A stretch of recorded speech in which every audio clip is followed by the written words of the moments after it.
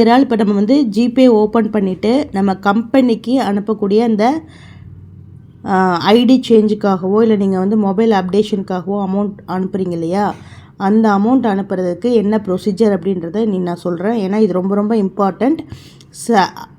October 1ஆம் தேதியிலேருந்து நீங்கள் இந்த மெத்தடை தான் ஃபாலோ பண்ணணும். இதை நீங்கள் மிஸ் பண்ணிட்டீங்க அப்படின்னா கண்டிப்பாக உங்களோட அமௌண்ட் அப்படிங்கிறது திரும்ப ரீஃபண்ட் பண்ணப்படாது அப்படிங்கிறத அதிகாரப்பூர்வமாக சொல்லிட்டாங்க.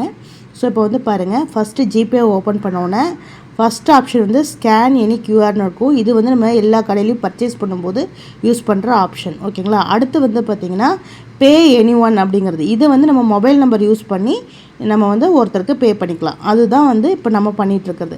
ஸோ 3வது ஆப்ஷன் வந்து பார்த்திங்கன்னா பேங்க் ட்ரான்ஸ்ஃபர் அப்படிங்கிறது. ஒருத்தரோட மொபைல், அதாவது ஒருத்தரோட பேங்க் அக்கௌண்ட்டுக்கு இந்த ஆப்ஷனை யூஸ் பண்ணி நீங்கள் வந்து அமௌண்ட் சென்ட் பண்ணிக்கலாம். இதுக்கு தேவையான அக்கௌண்ட் நம்பர், ஐஎஃப்எஸ்சி கோட், இது 2 தான் இதுக்கு தேவை.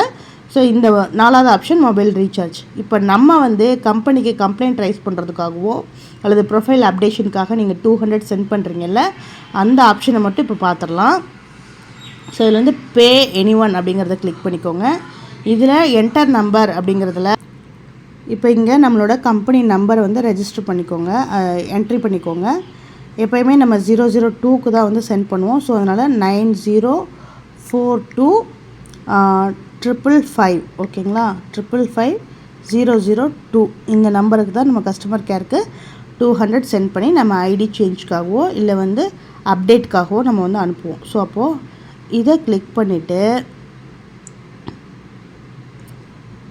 கண்டினியூ அப்படின்றத கொடுத்துருங்க. கொடுத்துட்டு இப்போ இந்த இடத்துல பே அப்படிங்கிறத கிளிக் பண்ணிக்கோங்க. இதில் 200 அப்படிங்கிறத டைப் பண்ணிவிட்டு இப்போ இந்த இடத்துல என்ன போடுறீங்க அப்படின்னா, இப்போ என்னோடய மொபைல் நம்பர் சேஞ்ச் பண்ணணும் என் ஐடிக்கு அப்படின்னா சிசி என்ன நம்பரோ அதை வந்து நம்ம டைப் பண்ணிக்கிறோம்.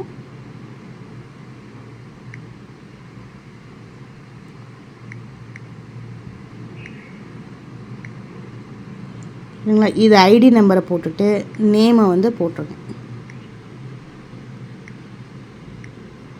இப்போ இந்த ஐடியில் தான் நான் மொபைல் நம்பரை சேஞ்ச் பண்ணணும் அப்படின்னா இந்த ஐடி நம்பரை அதில் மென்ஷன் பண்ணிடுங்க.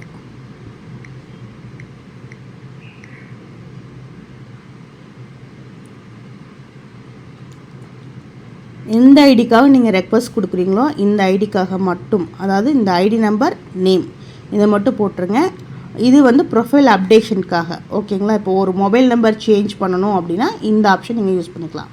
இல்லை நீங்கள் ஐடி சேஞ்ச் பண்ணணும் அப்படின்னு நினச்சிங்கன்னா இப்போது வேறு ஒரு நம்பர், எந்த ஐடியை வந்து மாற்றணும்னு நீங்கள் நினைக்கிறீங்களோ அந்த ஐடி நம்பரை போட்டுட்டு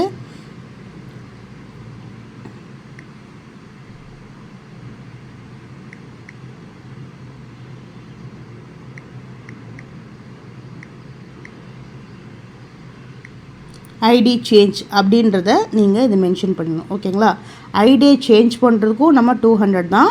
ஸோ மொபைலை அப்டேட் பண்ணணும், அதாவது மொபைல் நம்பர் வேறு மாற்றணும் அப்படின்னாலும் அதுக்கு 200 ருபீஸ் தான். ஸோ அதனால் இந்த 2 விஷயத்தையுமே ஃபாலோ பண்ணுங்கள். மொபைல் நம்பர் சேஞ்ச் பண்ணணும் இல்லை ப்ரொஃபைல் ஏதாவது ஆட் பண்ணணும் அப்படின்னா எந்த ஐடிக்காக நீங்கள் அமௌண்ட்டு கட்டுறீங்களோ அந்த ஐடியை போட்டு அந்த ஐடியோட நேமை மென்ஷன் பண்ணிடுங்க.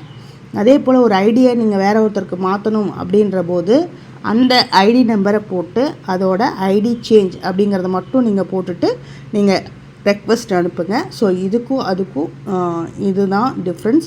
ஸோ இதை வந்து நீங்கள் ஃபாலோ பண்ணால் மட்டும்தான் இந்த ப்ராசஸ் வந்து உங்களுக்கு கம்ப்ளீட் ஆகும். இந்த ஆட் நோட்டில் இந்த நம்பரை நீங்கள் போடாமல் எந்த ஒரு டிரான்சாக்ஷன் நீங்கள் பண்ணாலும் அது வந்து அக்செப்ட் பண்ண மாட்டாங்க.